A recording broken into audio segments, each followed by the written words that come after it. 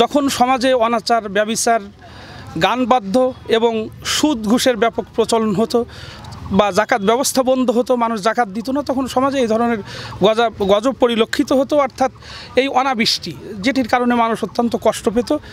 তা রাসূল কারীম সাল্লাল্লাহু আলাইহি সাল্লামের নিকট সাহাবায়ে কেরাম তারা বলে যে, ইয়া রাসূলুল্লাহ, আমাদের রাস্তাঘাট, বাড়িঘর এগুলো ধ্বংস হয়ে যাওয়ার উপক্রম হচ্ছে অনাবৃষ্টির কারণে, এবং গবাদি পশু সকলের উষ্ঠাগত প্রাণ। অতএব হে রাসূল, আপনি আমাদের জন্য আল্লাহ তাআলার নিকট প্রার্থনা করুন যাতে করে বৃষ্টি হয়। এবং নবী করিম সাল্লাল্লাহু আলাইহি সাল্লাম সাহাবাদেরকে নিয়ে আল্লাহ তাআলার নিকট প্রার্থনা করলেন, সালাত আদায় করলেন, এবং আল্লাহ তাআলার রহমতে বৃষ্টি হলো, এবং সেই বৃষ্টি অন্তত 6 দিন দীর্ঘায়িত হলো।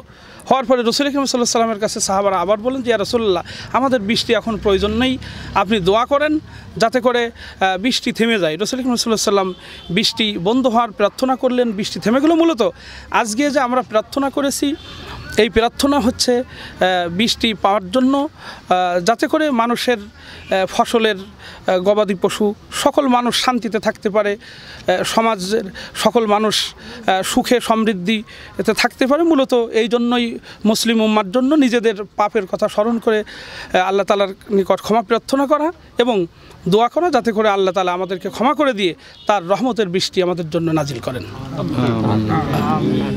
আমার সর্বোত্তম 24 থেকে 25 বছর আগের এরকম একটা দুর্ভিক্ষ প্লাস অনাবৃষ্টি এত পরিমাণ হয়েছিল যে মাঠের অর্ধেক জমি দেখা গেল যে পুড়ে একদম শুকায় গেছে, একদম মাটির সাথে বিলীন হয়ে গেছে, আর অর্ধেক মোটামুটি কোনো রকম বেঁচে ছিল।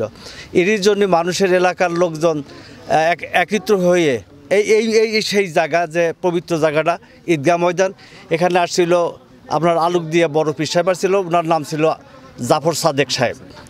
তা উনি কিছুটা দিক নির্দেশনা দিয়েছিল যে এরকমের মায়ের যে বাচ্চাটা একদম নাবালক শিশু, সেও যেন ওই বৃষ্টি 1-2 ঘন্টার জন্য মায়ের দুধ থেকে পানাহার থেকে বন্ধ রাখে।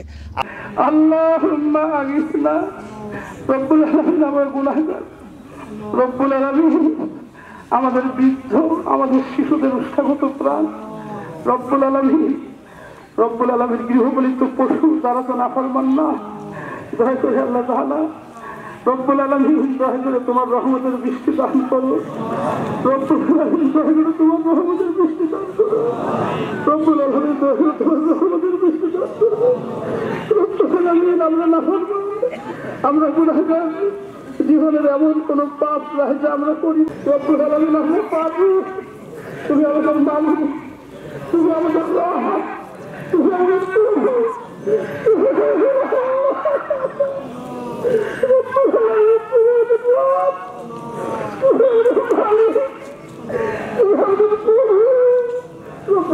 গুলামদেরকে মাফ করে আমরা ওয়াদা করছি জীবনে আর কখনো জেনা করবো না,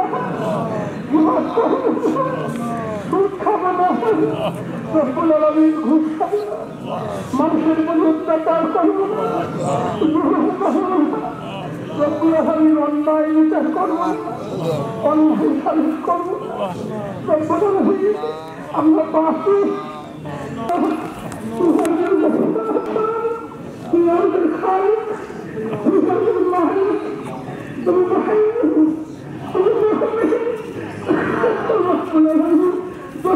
গুলামদের পাপকে মাফ করে তোমার রহমতের দৃষ্টি নাজিল করো, তোমার রহমতের দৃষ্টি নাজিল করো, আমাদের দেশের উপর তোমার রহমতের দৃষ্টি নাজিল করো, আমাদের ক্ষেত খামারে তোমার রহমতের দৃষ্টি নাজিল করো। রব্বুল আলামিন আমাদের পশু পাখির জন্য, আমাদের গৃহপালিত পশুর জন্য তোমার রহমতের দৃষ্টি নাজিল করো, আমাদের বৃদ্ধদের জন্য তোমার রহমতের দৃষ্টি নাজিল করো। রব্বুল আলামিন আমরা স্বীকৃতি দিচ্ছি, রব্বুল আলামিন আমরা আমাদের গুনাহের কথা স্মরণ করে স্বীকৃতি দিচ্ছি। রব্বুল আলামিন আমরা পাপী, আমরা তোমার গোলাম, আমরা তোমার বান্দা, দৃষ্টি নাজিল করো আল্লাহ। রব্বুল আলামিন দয়া করে আমাদের দুর্বলতার কারণে, আমাদের অন্যায়ের কারণে তুমি আমাদের থেকে মুক্ত করে নিয়ে নাও রব্বুল আলামিন।